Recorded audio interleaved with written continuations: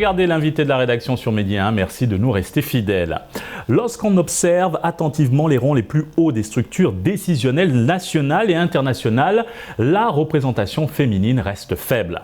Que ce soit dans le domaine public ou privé, les femmes peinent toujours à se faire une place de choix, et ce même si leurs compétences et leurs aptitudes ne sont plus approuvées.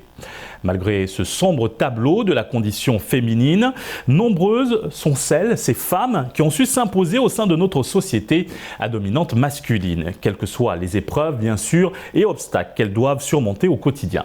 Et pour en parler, nous sommes avec Charlotte Cyprienne Ezebada, fondatrice et présidente de Women and Power Association, une organisation à but non lucratif basée au Bénin. Elle œuvre pour le renforcement des capacités et la représentativité des jeunes filles et des femmes engagées aux prises de décision à divers niveaux. Soyez la bienvenue sur notre plateau et merci d'avoir accepté notre invitation. Merci à vous, tout le plaisir pour moi. Nous rappelons que vous êtes de passage à Dakar, bien sûr. Alors, commençons. Madame Ezebada, aujourd'hui, comment garantir la participation en masse des femmes dans les instances de prise de décision ? Alors, merci une fois encore à vous pour l'invitation, l'honneur qui m'est fait aujourd'hui de me présenter sur ce plateau et de parler d'une question qui me tient par cœur, une question que je travaille depuis quelques années en tant qu'activiste et en tant que militante. Alors, la question de la représentativité de la femme dans les instances de prise de décision, c'est un secret de polichinelle qu'aujourd'hui, c'est vrai qu'il y a des avancées, mais lorsqu'on regarde le monde actuel, on se rend compte que la femme n'est pas affichée. C'est vrai qu'on se dit qu'à la maison, elle est présente, dans les milieux sociaux, elle est présente. On se dit, c'est elle qui conseille, c'est la mère du monde, mais lorsqu'on entre en politique, elle disparaît. Et je dirais que c'est plusieurs causes qui sont à la base de cette disparition. Quand je prends par exemple le Bénin où moi je travaille depuis 2018 avec mon organisation Women and Power Association sur les questions de représentativité. Alors, quels sont donc les obstacles à l'accès aux postes de prise de décision dans les instances ? Alors, pour parler de causes de cette sous-représentativité-là, les causes sont variées. On va peut-être parler d'abord des stéréotypes sexistes de notre milieu. Et je ne vais pas généraliser pour le Sénégal parce que je suis de passage à Dakar.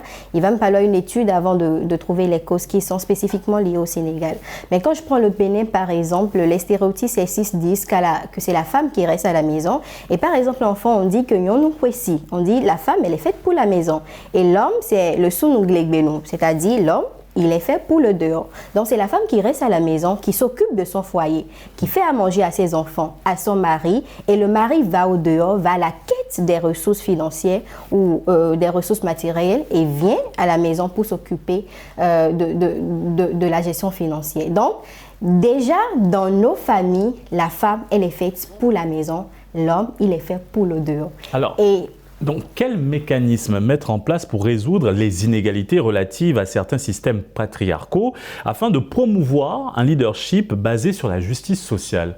Alors, je dirais d'abord qu'il faut commencer par détruire, par exemple, ces stéréotypes. Et il faut dire qu'au niveau des femmes également, il y a un travail à faire parce que déjà, les stéréotypes sont là et on leur met déjà de plus bas âge dans la tête qu'elles ne sont bonnes à rien et qu'elles doivent rester à la maison. Donc, il n'y a pas l'éducation, on ne les envoie pas efficacement à la maison. L'éducation formelle n'y est pas, où elles commencent et puis il y a une grossesse qui survient et on reste à la maison. Donc, on n'a pas le temps de vraiment mûrir l'éducation formelle. Et si tu n'as pas reçu une bonne éducation formelle, tu ne peux pas accéder aux instances de prise de décision, parlons voilà de politique. Donc je pense qu'il faut déjà revoir l'éducation familiale, déjà avec la petite fille, à la place de poupée comme jouer à la maison, lui donner des outils techniques, des jouets techniques, un avion par exemple, et lui montrer déjà qu'elle peut s'intéresser à la technique, qu'elle peut s'intéresser à l'informatique, qu'elle peut s'intéresser à l'économie et qu'elle n'est pas seulement faite pour rester à la maison et s'occuper d'un mari et des enfants.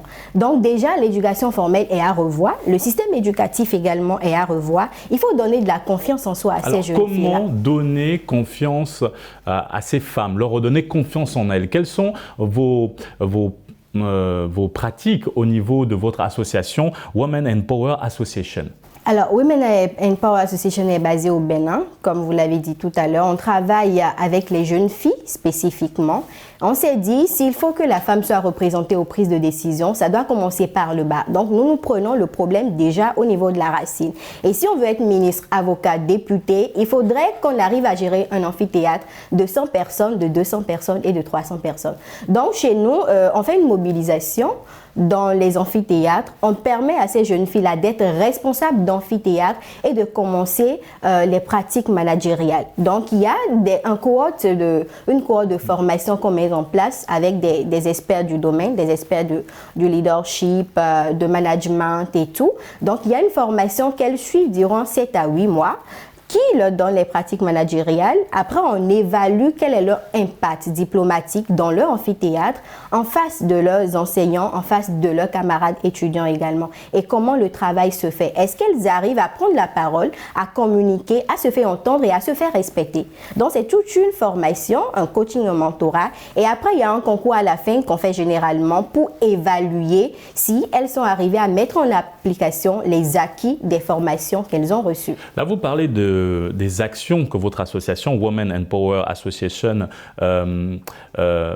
fait au niveau du Bénin, mais travaillez-vous avec d'autres pays, avec d'autres structures partageant les mêmes valeurs que vous afin de renforcer davantage le plaidoyer sur le continent africain? Alors, Women Empower Association a commencé par travailler depuis 2018. On a pas mal de partenaires. Déjà, parlant d'institutions, on travaille avec l'Observatoire Genre de l'UAC, qui est une institution qui a été créée à l'UAC pour assurer l'intégration du concept genre dans toutes les activités de l'Université d'Abomey-Calavi.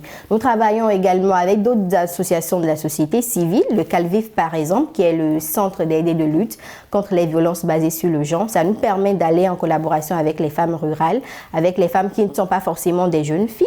On travaille également avec le Fonds Panantougré du Burkina Faso. C'est vrai que nos actions ne sont pas encore au Burkina Faso, mais nous sommes en collaboration avec ce fonds-là depuis un bon moment. Madame Ezabada, quelle position la femme doit-elle occuper dans le développement du continent en cette période d'incertitude due à la pandémie de Covid-19? La femme, elle est partout. Et en ce moment de Covid-19, vous allez le constater, c'est elle qui s'occupe des enfants, c'est elle qui s'occupe de l'hygiène, c'est elle qui conseille, est-ce que tu dois sortir, porte ton masque. Et je pense également que dans le monde économique, en cette période de Covid-19, elle a joué une grande partition parce que l'économie, le PIB a chuté, mais elle était là également. Donc je pense que on doit faire un travail pour relever la confiance en soi de ces femmes-là. Et on doit leur permettre de s'afficher un peu plus à chaque instance. Et je pense qu'en ce faisant, on pourra parler de représentativité effective de la femme. Selon vous, quels sont les effets dus au faible taux de participation active de la femme dans le processus de prise de décision, tant sur le plan individuel, familial que national ? Je pense que j'ai commencé par l'évoquer tout à l'heure, parlant de stéréotypes sexistes. Il y a les obstacles liés au SHEM également. Il y a l'éducation formelle que nous recevons aussi. Il y a que la femme se considère dans une bulle. Elle se dit, je n'ai pas le droit de quitter cette bulle parce qu'on l'a conditionnée. Et il faut vraiment un travail personnel, un self-leadership avant de pouvoir sortir de cette bulle. Et je pense que les responsabilités sont partagées entre la famille, la société et la femme elle-même. Donc c'est un travail que la famille doit faire en assurant l'éducation à la fille, la même éducation au garçon, la même éducation à la fille. Et la société doit être prédisposée à l'accueillir, à l'orienter et à la valoriser. Et elle-même doit se dire, ce n'est pas parce que la société me dit que je dois rester à la maison que je reste à la maison. Mais lorsque j'ai un talent, je dois travailler pour peaufiner ce talent-là et puis valoriser le talent. Madame Ezabada, les femmes exercent les fonctions de chef d'État ou de gouvernement dans seulement 22 pays et 119 pays n'ont jamais été dirigés par une femme. Comment faire pour arriver à inverser la tendance ? Alors, vous allez constater qu'en 2001, si j'ai bonne mémoire au Bénin, il y a une femme qui s'est présentée aux élections présidentielles, Maître Marie-Élise Bédon. Et c'est vraiment de l'audace, on va appeler cela. Personne n'a jamais osé le faire. Je pense que ça vient parce qu'actuellement, il y a beaucoup de femmes qui se positionnent dans les institutions surtout, au niveau des directions générales. En politique, c'est vrai que ce n'est pas légion. Même le gouvernement du Bénin actuel a 24 membres et on n'a que 5 femmes. C'est vrai qu'on parle de parité, on parle de quotas, mais on est positionné où et elles font quoi? Donc, je pense que nous sommes dans une bonne dynamique. Il faut que le travail continue pour que les femmes soient valablement représentées. Madame Charlotte Cyprienne Ezebada, merci d'avoir répondu à l'invitation de Medi 1. Nous rappelons que vous êtes la fondatrice et présidente de Women in Power Association. Merci à vous pour l'invitation.